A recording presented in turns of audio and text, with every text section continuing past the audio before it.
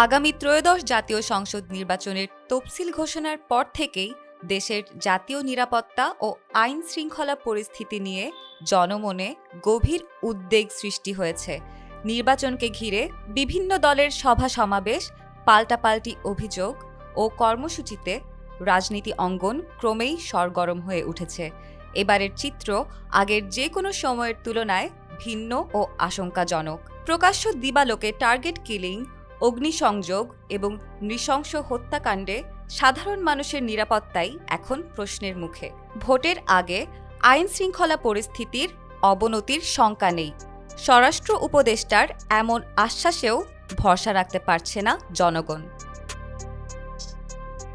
প্রায় ১৬ বছর পর একটি অবাধ ও নিরপেক্ষ নির্বাচন দেখতে যাচ্ছে বাংলাদেশ। তবে নির্বাচনী আমেজে মেতে উঠবার আগেই একের পর এক সহিংসতায় দুর্বিষহ জনজীবন। সাম্প্রতিক সময়ে রাজনীতি ঢাকাসহ দেশের বিভিন্ন স্থানে টার্গেট কিলিং বা সুপরিকল্পিত হত্যাকাণ্ড বেড়েছে। গত ১২ ডিসেম্বর ঢাকা ৮ আসনের সম্ভাব্য প্রার্থী ও ইনকিলাব মঞ্চের মুখপাত্র শরীফ ওসমান হাদির উপর গুলিবর্ষণের ঘটনা দিয়ে এই অস্থিরতার সূত্রপাত ঘটে। রাজধানীর বিজয়নগরে চলন্ত মোটরসাইকেল থেকে রিকশায় থাকা হাদিকে টার্গেট করে প্রকাশ্য দিবালোকে গুলি করা হয়। তার মৃত্যুর পর সারা দেশে একযোগে ছড়িয়ে পড়ে বিশৃঙ্খলা, চলে হামলা ও অগ্নিসংযোগ।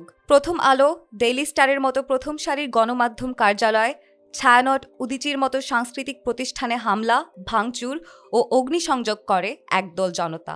রাজনৈতিক বিশেষজ্ঞরা মনে করেন, আসন্ন সংসদ নির্বাচনকে সামনে রেখে একটি গোষ্ঠী এই ঘটনাগুলো ঘটাচ্ছে। তবে কেবল রাজনৈতিক সংঘাতই নয়, সাম্প্রতিক কিছু ঘটনা যেন নৃশংসতার সকল সীমায় ছাড়িয়ে গেছে।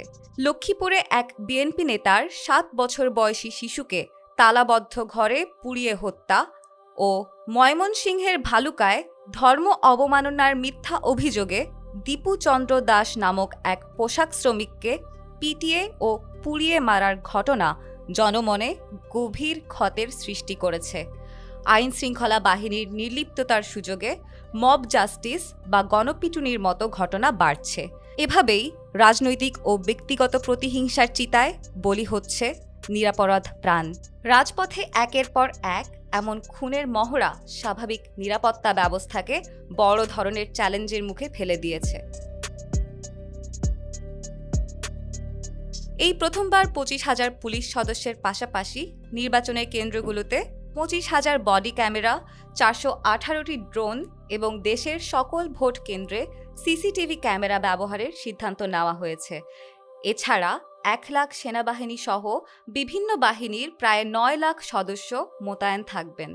ভোটের আগে ৪ দিন এবং পরে ২ দিন সহ মোট ৭ দিন জুড়ে দেশে আইন শৃঙ্খলা রক্ষাকারী বাহিনীর নিবিড় পাহারা থাকবে।